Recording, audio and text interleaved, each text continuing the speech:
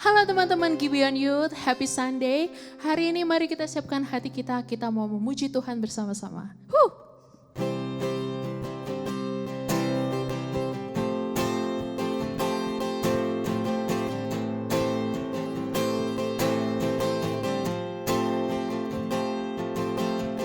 Tak pernah ku ragu akan kesetiaanmu, kau pegang hidupku. Sepenuh jiwaku, ku yakin dan percaya, kau tuntun langkahku. Yesus, kaulah Raja dalam hidupku, berkuasa berjaya untuk selamanya. Hanya Kau Tuhan, sumber kekuatan, kuasa-Mu tercurah bagiku senantiasa. Denganmu Tuhan, bukan berjalan dari kemuliaan sampai kemuliaan selamanya.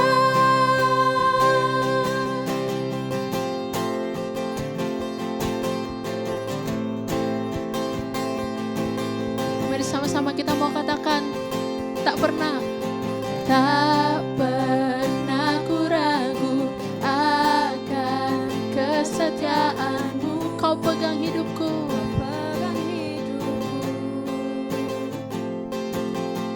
sepenuh jiwaku, ku yakin dan percaya, kau tuntun langkahku. Yesus, kaulah Raja dalam hidupku, berkuasa berjaya untuk selamanya. Yesus, kaulah Raja dalam hidupku, berkuasa berjaya untuk selamanya. Hanya Kau Tuhan, sumber kekuatan, kuasa-Mu tercurah bagiku senantiasa. Denganmu Tuhan, ku kan berjalan dari kemuliaan sampai kemuliaan selamanya. Yesus, kaulah Raja dalam hidupku, berkuasa berjaya untuk selamanya. Yesus, kaulah Raja dalam hidupku, berkuasa berjaya untuk selamanya. Hanya Kau Tuhan, sumber kekuatan, kuasa-Mu tercurah bagiku senantiasa. Denganmu Tuhan, ku kan berjalan dari kemuliaan sampai kemuliaan selamanya.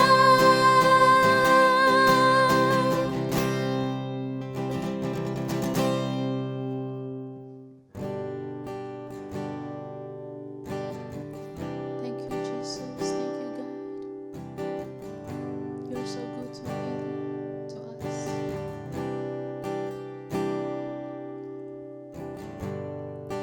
Amazing love,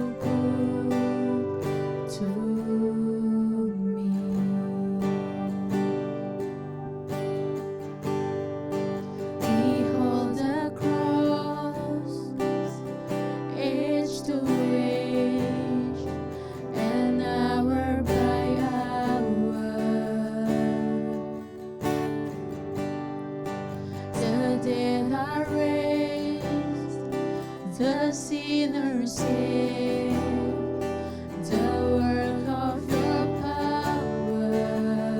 Sing together. God, you're so good. God, you're so good. Oh, God, you're so good. You're so good to me. Mari angkat suaramu, katakan, God, you're so good. God, you're so good. Oh, Yeshua, you're so good. Oh, God, you're so good. You're so good to me.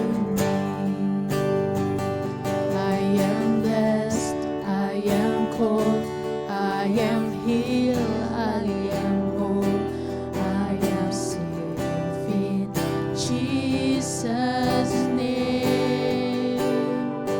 Highly favored, anointed, filled with your power, for the glory of Jesus' name. I am blessed, I am called, I am healed, I am whole, I am saved in Jesus' name.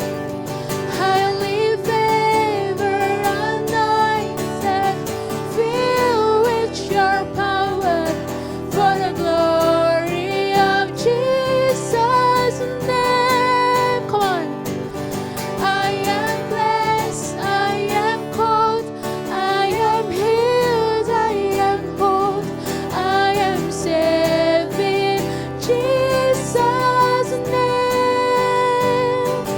Highly favored, anointed, filled with your power, for the glory of Jesus' name.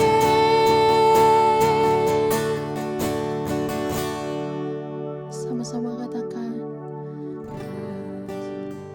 you're so good. Engkau baik Tuhan. God, you're so good. Oh God, you're so good. You're so good to me. God, you're so good. You're so good to me.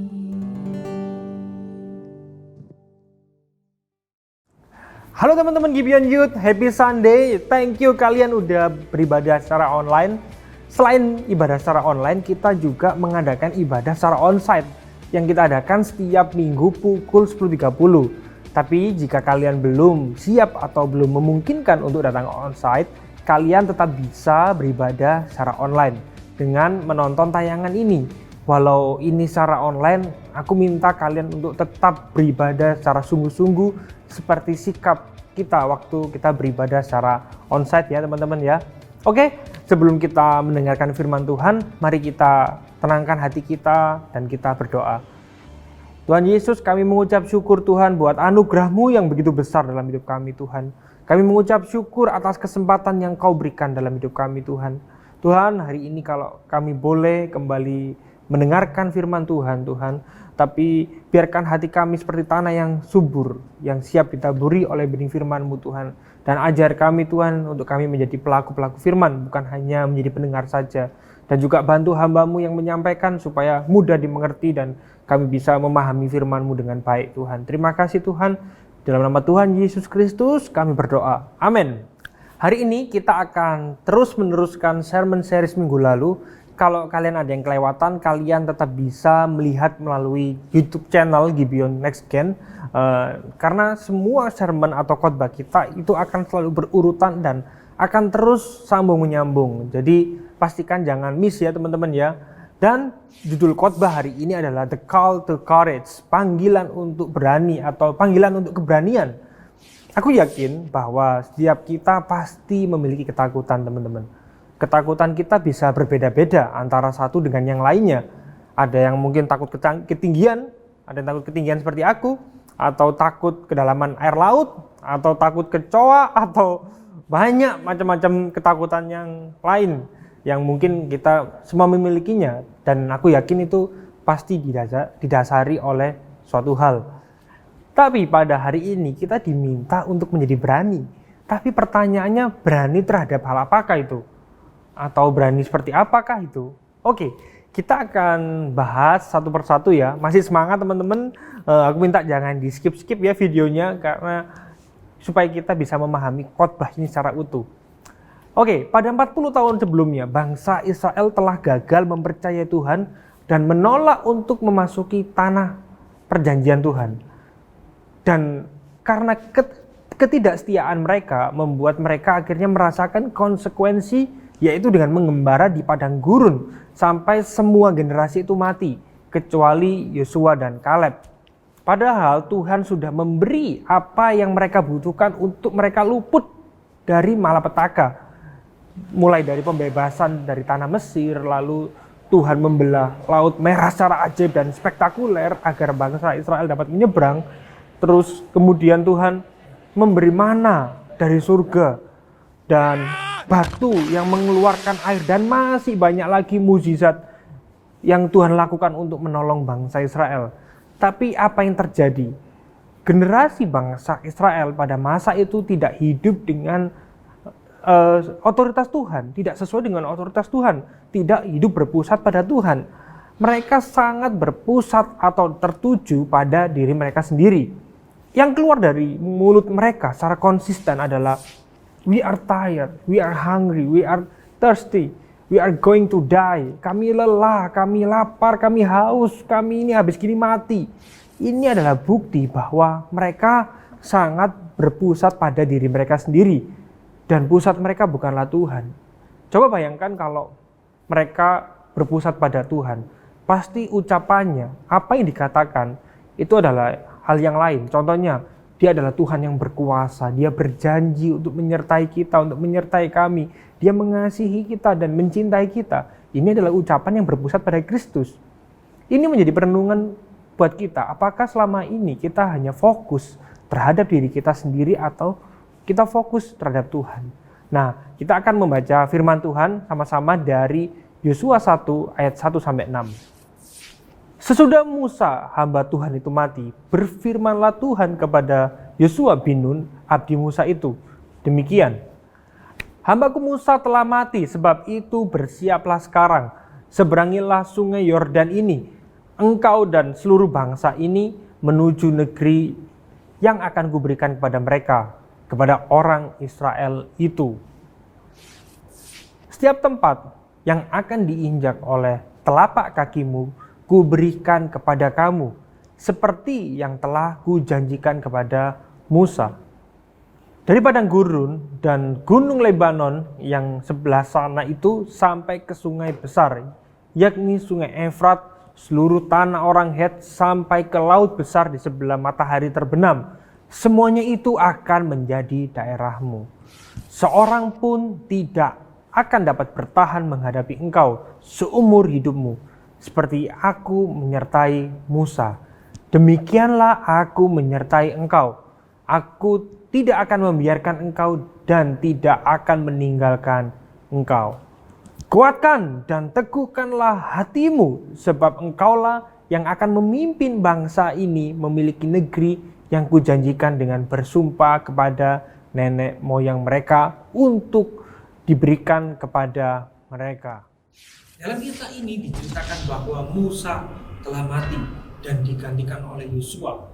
Pada minggu lalu kita juga belajar, kita tahu bahwa Yosua dipilih oleh Tuhan sendiri untuk menggantikan Musa.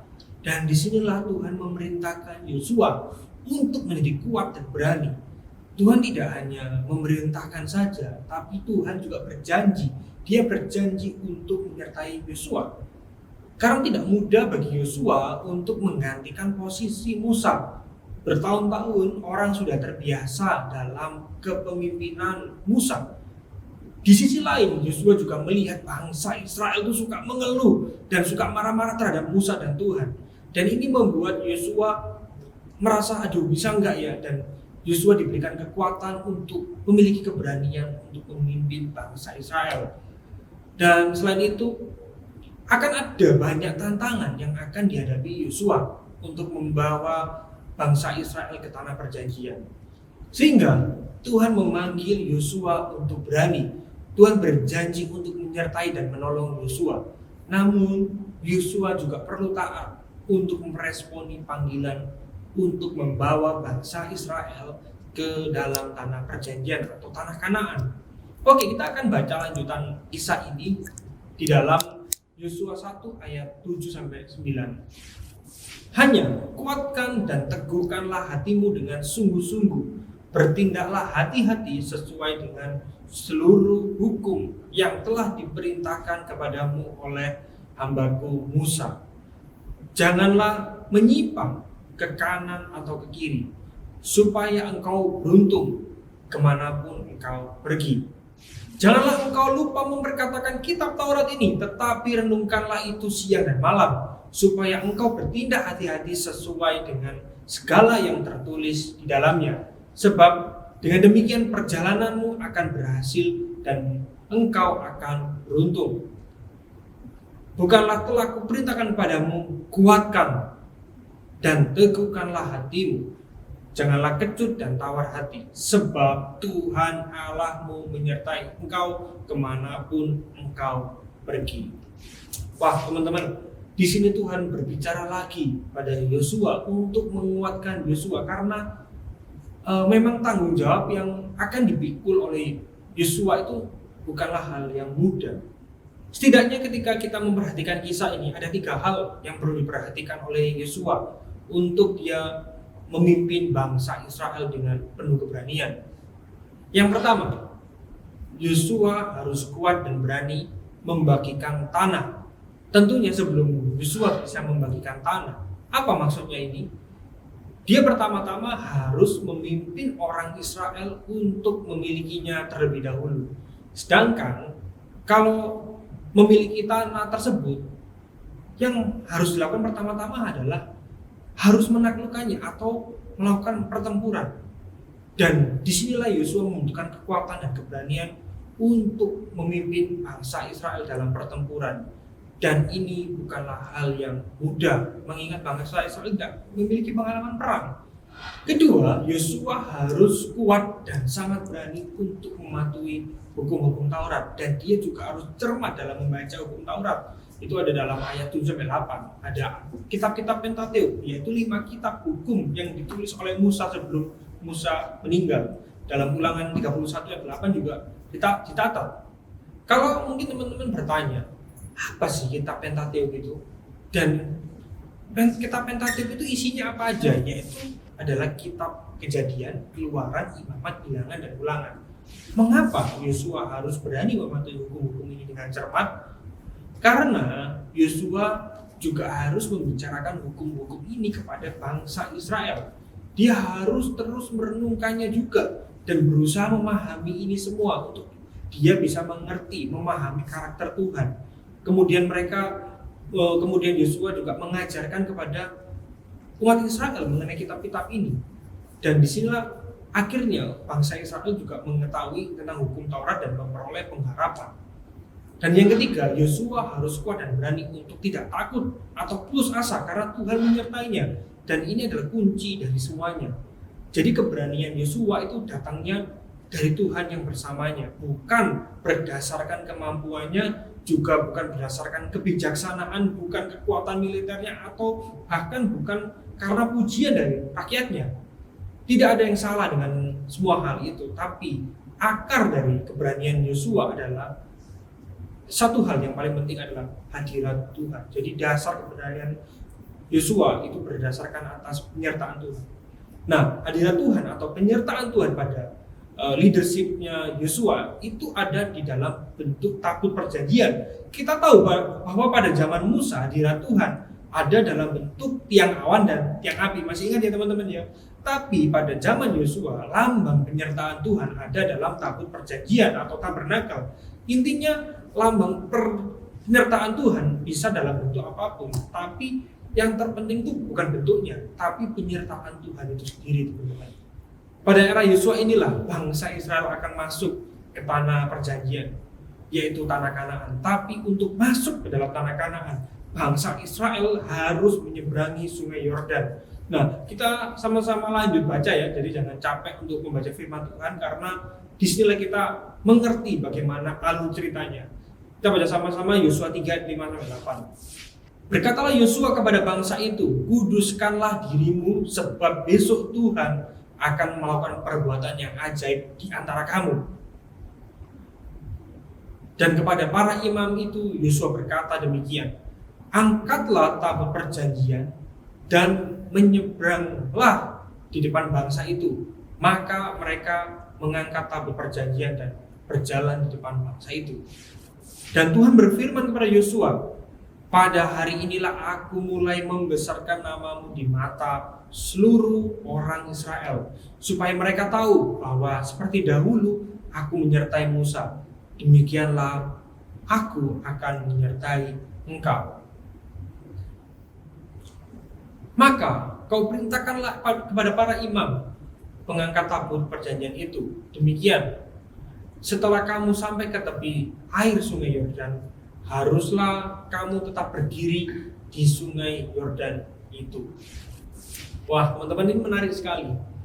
Tuhan sepertinya membuat bangsa Israel teringat pada masa lampau, waktu mereka menyeberangi Laut Merah atau Laut Teberau. Dan kali ini Tuhan memerintahkan bangsa Israel menyeberangi sungai Yordan. Tapi bedanya adalah yang akan masuk ke dalam air terlebih dahulu adalah para imam dari suku Lewi sambil membawa tabut perjanjian. Kalau zamannya Musa menggunakan tongkat untuk memecah Laut Merah. Nah, untuk lebih jelasnya kita baca lagi ya sama-sama teman-teman di Yosua 3 ayat 15-17. Segera sesudah para pengangkut tabut itu sampai ke sungai Yordan, dan para imam pengangkat tabut itu mencelupkan kakinya ke dalam air dan tepi sungai itu. Sungai Yordan itu sampai meluap sepanjang tepinya selama musim menuai. Maka berhentilah air itu mengalir. Air yang turun dari hulu melonjak menjadi bendungan jauh sekali di dekat Adam, kota yang terletak di sebelah Sartan. Sedang air yang turun ke Laut Araba itu, yakni Laut Asin, terputus sama sekali. Lalu menyeberanglah bangsa itu di tentangan Yeriko. Tetapi para imam pengangkat tabut perjanjian Tuhan itu tetap berdiri di tanah yang kering, di tengah-tengah sungai Yordan. Sedang seluruh bangsa Israel menyeberang di tanah yang kering sampai seluruh bangsa itu selesai menyeberangi sungai Yordan. Nah, peristiwa spektakulernya adalah ketika para imam mencelupkan kakinya ke air. Hal yang sangat menarik itu adalah air itu langsung tersebak dan berhenti mengalir di antara kaki para imam. Jadi bahasa sederhananya itu air-air itu menjadi auto minggir ya teman-teman, sampai air itu akhirnya meluber ke tepi sungai. Ini bukanlah kehebatan para imam atau Yosua. Ini adalah sebuah tanda kehadiran penyertaan Tuhan melalui tabut perjanjian yang dibawa oleh para imam. Ketika Tuhan membuat mukjizat ini adalah kekuatan bagi Yosua dan bangsa Israel untuk tidak takut masuk ke tanah perjanjian karena Allah menyertai mereka, teman-teman. Tapi di ayat 4 Tuhan mengingatkan, memerintahkan bangsa Israel untuk menjaga jarak dengan tabut perjanjian itu. Kita baca sama-sama ya teman-teman di Yosua 3 ayat 4. Hanya antara kamu dan tabut itu harus ada jarak kira-kira 2000 hasta panjangnya. Janganlah mendekatinya. Maksudnya supaya kamu mengetahui jalan yang harus kamu tempuh. Sebab jalan itu belum pernah kamu lalui dahulu. Melalui pembacaan ini kita tahu bahwa yang pertama bahwa tidak boleh sembarangan orang boleh mendekati tabut perjanjian itu. Harus ada jarak antara bangsa Israel dan para imam yang memikul tabut perjanjian itu. Ini menunjukkan bahwa mereka harus hormat pada tabut yang merupakan simbol kehadiran Tuhan. Yang kedua, supaya bangsa Israel dapat melihat jelas bagian mana yang kering yang dapat dilalui dengan kaki mereka untuk mereka lalui. Karena mereka sebelumnya belum pernah melalui jalanan itu. By the way teman-teman, 2000 hasta itu kalau nggak salah sekarang kalau dihitung dengan hitungan meter adalah 900 meter. Ini adalah jarak supaya mereka dapat melihat jalur itu dengan jelas. Dan ini adalah lambang bahwa sebelum kita melangkah, sebenarnya penyertaan Tuhan itu sudah mendahului langkah kita teman-teman. Yang perlu kita lakukan adalah berjalan melalui tuntunannya. Tuhan sudah membukakan jalan, kita percaya di dalam jalan yang sudah Dia sediakan terhadap kita. Dan Tuhan memerintahkan bangsa Israel untuk mengambil batu yang ada di tengah-tengah sungai Yordan. Dan total batu itu haruslah 12. Mungkin kalian bertanya, mengapa kok harus 12 batu? Karena 12 batu itu mewakili 12 suku Israel. Jadi satu suku mengambil satu batu. Dan 12 batu itu disusun oleh Yosua sebagai tanda untuk mengingat penyertaan dan kebaikan Tuhan kepada bangsa Israel. Dan itu dicatat dalam Yosua 4 ayat 21 sampai 23. Dan berkatalah ia kepada orang Israel demikian, apabila di kemudian hari anak-anak bertanya kepada ayahnya, apakah arti batu-batu ini? Maka haruslah kamu beritahukan kepada anak-anakmu begini, Israel telah menyeberangi sungai Yordan ini di tanah yang kering. Sebab Tuhan Allahmu telah mengeringkan di depan kamu air sungai Yordan, sampai kamu dapat menyeberang seperti yang telah dilakukan Tuhan Allahmu dengan laut Teberau, yang telah dikeringkannya di depan kita, sampai kita dapat menyeberang. Teman-teman bertanya, mengapa sih harus sampai demikian? Kalian harus ingat bahwa bangsa Israel itu suka lupa akan kebaikan Tuhan. Sama seperti kita juga seringkali kita lupa akan kebaikan Tuhan. Seringkali kita hanya fokus dengan situasi yang buruk. Jadi batu-batu ditata oleh Yosua supaya bangsa Israel ketika melihat batu-batu itu, menjadi ingat kembali kebaikan Tuhan. Bahwa Tuhan telah melakukan mujizat lagi untuk bangsa Israel, teman-teman. Tuhan itu banyak melakukan kebaikan bagi kita, tapi kita seringkali gampang melupakannya. Hari ini kita perlu kembali diingatkan bahwa kita jangan fokus pada situasinya, situasi yang kita alami, tapi kita perlu fokus akan penyertaan Tuhan di dalam hidup kita. Kehadiran Tuhanlah yang memberi kita keberanian untuk menghadapi situasi yang paling gelap dan paling menakutkan di hadapan kita, teman-teman. Amin. Karena kekuatan kita bukan terletak pada diri kita sendiri, tapi terletak pada kehadiran Tuhan. Dan penyertaan Tuhan dalam hidup kita itu selalu ada. Karena penyertaan Tuhan bukan lagi dalam bentuk tabut perjanjian, tabernakel atau tiang awan tiang api, tapi penyertaan Tuhan itu adalah Roh Kudus yang tinggal di dalam diri kita masing-masing. Dan Dia menyertai kita sampai selama-lamanya. Amin.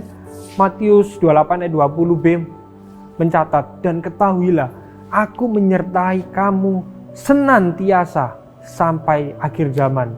1 Petrus 4 ayat 14 mencatat, berbahagialah kamu jika kamu dinista karena nama Kristus, sebab roh kemuliaan yaitu roh Allah ada padamu. Wow, ini luar biasa banget teman-teman.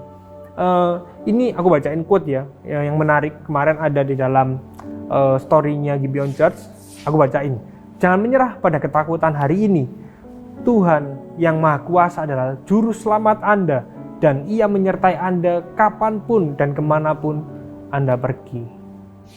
Dan kita juga nggak perlu takut datang kepada Tuhan kalau kalian memiliki dosa atau kesalahan.